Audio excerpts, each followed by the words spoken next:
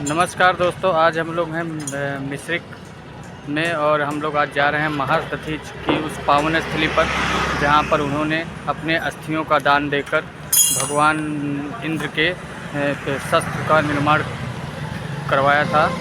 तो चलिए चलते हैं आज महर्ष दधीच कुंड की तरफ। चलिए चलते हैं।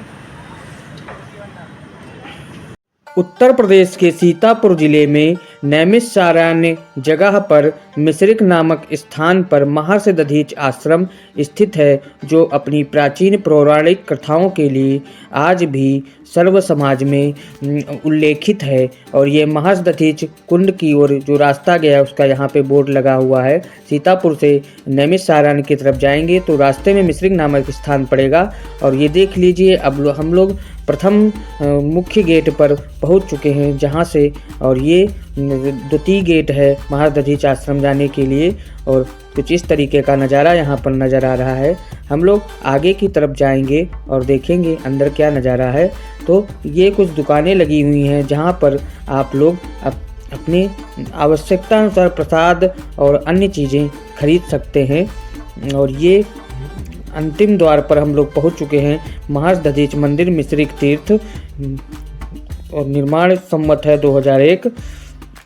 और इसकी अट्टालिकाएं भी आपको दिखाएंगे। काफ़ी ऊंचा मंदिर है, तो आप देख सकते हैं कुछ इस तरीके की यहाँ पर दिखाई दे रही है बनावट। और ये हम लोग मंदिर के अंदर पहुँच चुके हैं और ये वासुदेव भवन है। आगे बढ़ने पर हम लोग क्या देखते हैं, ये अस्थिदान स्थल है। अभी हम लोग इसको पास से भी आपको दिखाएंगे। और ये देवराज इंद्र द्वारा अस्थियों की दान के लिए मांग करते हुए भी स्थल आपको दिखाएंगे। और ये महर्ष दधीच पत्नी माता सुरवचा जी का मंदिर है और यहीं पर ये आज भी विराजमान है। यहीं पर इन्होंने अपना जीवन काल व्यतीत किया। और ये महर्ष दधीच से अस्थियों की याचना करते हुए देवराज इंद्र हैं। और यही वह स्थान है जहाँ पर देवराज इंद्र ने महर्ष दधीच से वृत्तासुर नामक राक्षस के वध के लिए अपने शरीर की अस्थियों को दान स्वरूप देने की मांग की थी। कुछ इस तरीके का नज़ारा यहाँ पर नज़र आ रहा है। और महर्ष दधीच भगवान शिव के परम भक्त थे और उन्हें वेद शास्त्रों का बहुत ही अच्छा ज्ञान था। और वो महर्षि अथर्वा और शांति के पुत्र थे। और ये महर्ष दधीच जी की यहाँ पर विराजमान है और भगवान इंद्र उनसे अपनी अस्थियों का दान देने के लिए उनसे बात कर रहे हैं। और गाय से चाट के कर उन्होंने अपनी अस्थियों को निकाल दिया था और उन्हें भगवान इंद्र को वज्र नामक शस्त्र बनाने के लिए दे दिया था। ये वही स्थान है। आज भी इसका पौराणिक महत्व है, आप देख सकते हैं। आगे ये महर्ष दधीच वंश वृक्ष है और कुछ इस प्रकार से उनके वंश का आगे बढ़ा था। आज भी उनके वंशज यहाँ पर स्थित है और यहाँ मंदिर की देखरेख करते हैं। तो कुछ इस तरीके का नज़ारा यहाँ पर नज़र आ रहा है। आप देखिए, महर्ष दधीच के पिता महर्षि अथर्वा जी का मंदिर भी यहाँ पर स्थित है, आप देख सकते हैं। और पास से आपको उनकी मूर्ति के भी दर्शन हम कराएंगे। और ये महर्षि अथर्वा जी यहाँ पर मंदिर में विराजमान हैं। तो कुछ इस तरीके का नज़ारा यहाँ पर नज़र आ रहा है। और ये महर्ष दधीच का अस्थिदान स्थल है और यहीं पर उन्होंने अपनी अस्थियों का दान दिया था। और कुछ यहाँ पर श्लोक भी लिखे हुए हैं जो वेद शास्त्रों में भी वर्णित हैं। श्री दधीच उवाच धनाद्यम चात्सा धन्यम यद्यम देवा प्रबद्धवेन ददामि नास्ति संदेहो विश्वस्य स्वरूपम।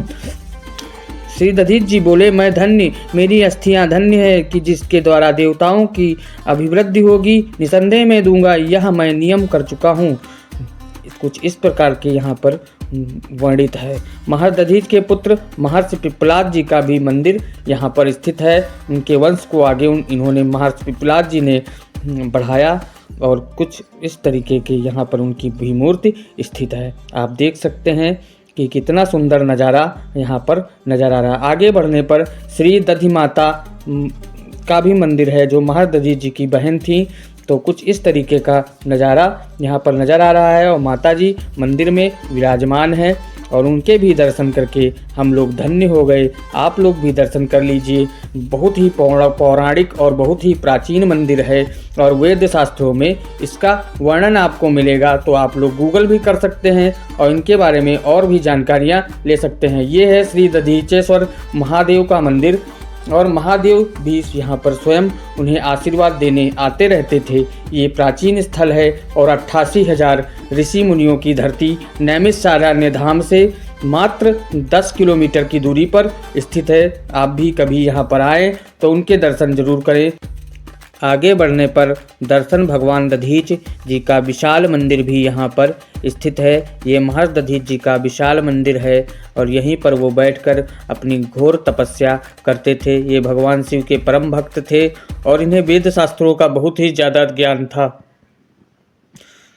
सभी लोग इनसे सलाह मशूरा के लिए भी आते रहते थे और इनका प्राचीन आश्रम आज भी यहाँ पर स्थित है। आप लोग कभी नैमिषारण्य धाम आए तो इनके दर्शन अवश्य करें। इसी तो कुछ इस तरीके का नज़ारा यहाँ पर नज़र आ रहा है। आगे बढ़ने पर हम लोगों ने महर्षि दधीच कुंड के भी दर्शन किए। तो आप देख सकते हैं कितना विशाल महर्षि दधीच कुंड यहाँ पर स्थित है और ये बहुत ही प्राचीन कुंड है। इसे महर्षि दधीच जी ने स्वयं अपने हाथों से स्थापित किया था। आप देख सकते हैं कि कितना ही सुंदर और कितना ही साफ और सुंदर जल यहाँ पर आज भी दिखाई पड़ रहा है। और इस कुंड में लोग दूर दूर से आकर स्नान ध्यान करते हैं और अपने आप को पवित्र करते हैं। तो आप भी कभी नैमिषारण्य धाम आएँ तो यहाँ पर आकर दर्शन अवश्य करें। इसी के साथ आज के ब्लॉग को समाप्त करता हूँ। आशा है आप लोगों को ब्लॉग बहुत पसंद आया होगा।